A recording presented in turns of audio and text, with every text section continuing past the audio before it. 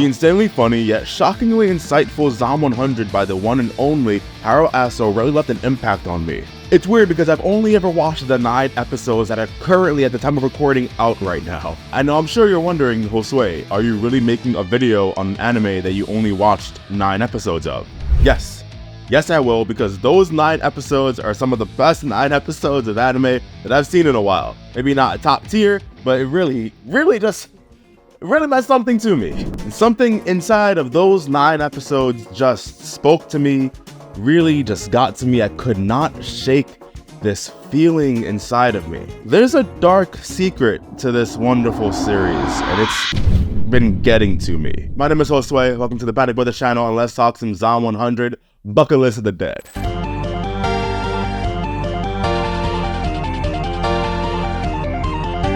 Now, Zom 100 is all about my main guy, Akira Tendo. Now, at one point, many of us have been in the exact same shoes Tendo found himself in the first chapter and episode of the series. Having just graduated college, he's excited to finally get his first ever job and make some real money, build relationships with peers and colleagues. I'm not sure about you, but I've been there before. What makes this hit a little closer to home for me is that I actually have experience working in the exact same industry that Tendo found himself in: advertising.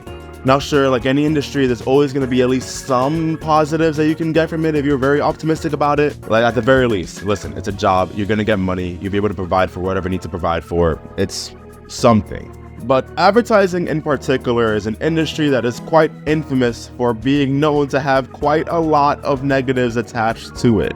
Arguably more so than others. There's this book called Bullshit Jobs by David Graeber that even goes as far to say that advertising is one of the few jobs on this earth that is so completely pointless to the point that the work can tear down one's own humanity.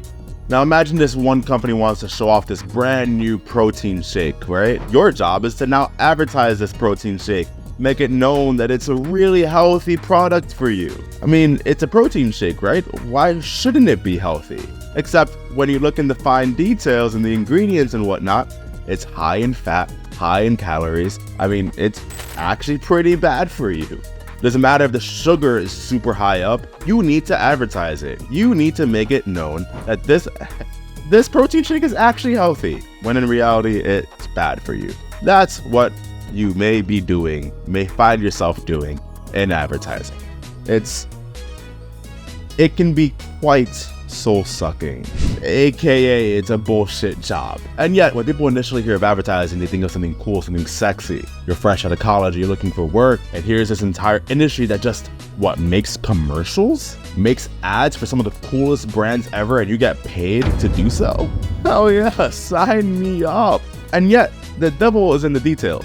You never know when the brand that you're working for may need you. It doesn't matter if it's after hours, during holidays. It doesn't matter if it's 2 a.m., 6 a.m., 10 p.m. It doesn't matter. Sometimes they need you. Sometimes they will call you, and you need to drop whatever you're doing because they are paying you. You need to do whatever you can in that exact moment to be there for them, to work on whatever campaign they're working on, to just do whatever project they ask of you. You need to be on all the time. And the advertising agency that you work for may need all hands on deck. Some of these projects really are demanding. They need as many people as they can get. So you hire a bunch of people, but when you hire a bunch of people, your finances start to get spread out pretty thin, which means that everyone's working here in this one agency for very little pay. So here you're working long hours, getting paid a very low salary. What is there not to love? So let's go back to Tendo. I feel like no matter what I say, I'm not pronouncing it correctly, even though it's a pretty simple name. It's just Tendo. But I feel like I'm just saying it wrong. Tendo starting his first day in the advertising world in the very first chapter and episode of the series. He's so excited to get started in this promising young career. Advertising, a sexy industry where the sky is the limit on what kind of campaigns you may work on. And after a great work day, Tendo goes out with all of his colleagues to a restaurant to celebrate his hire. Now, this is as perfect of our first day as you could possibly imagine. He even has this beautiful woman that he's interested in that works in the office. Hey, maybe he can shoot a shot one day. Right until he realizes that as soon as the dinner is over, he gotta go back to work.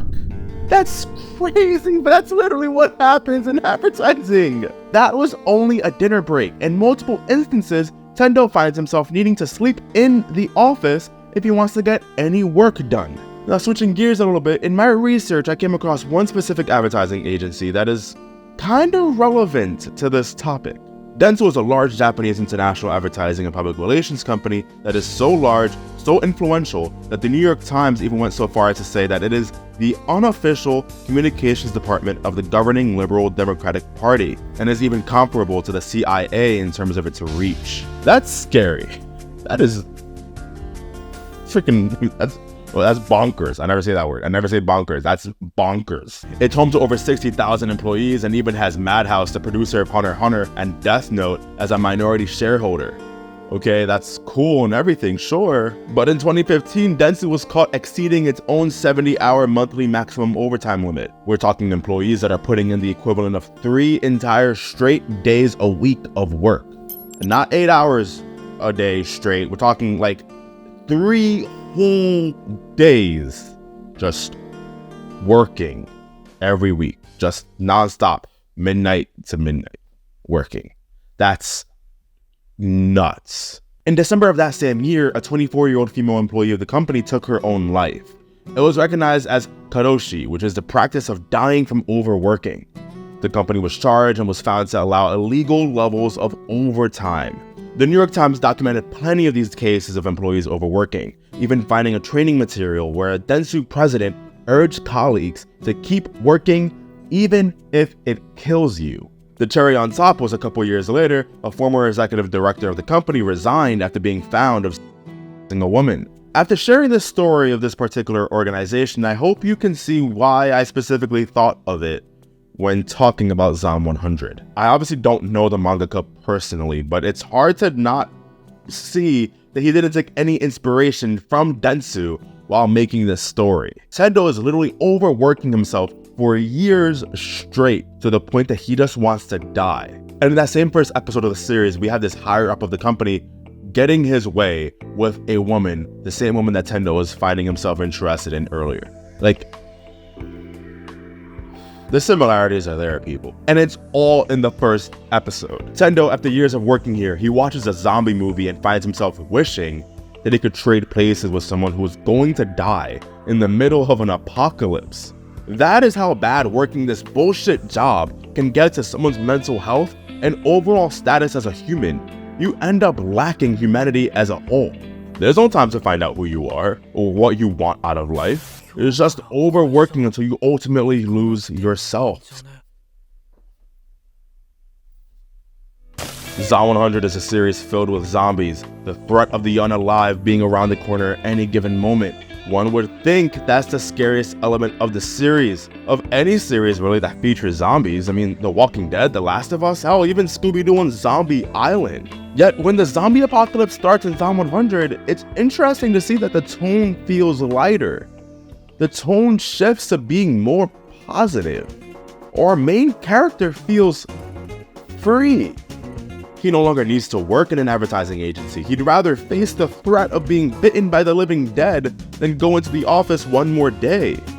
The most insane element to the story of Zom 100 is that the first episode, before the zombies were even introduced, that is somehow the darkest element to the overall narrative. Tendo is happier with his advertising agency closed for good and can now finally breathe and experience life. The rest of the series sees him finally taking off his bucket list items, and he refuses to be bitten before accomplishing all of them.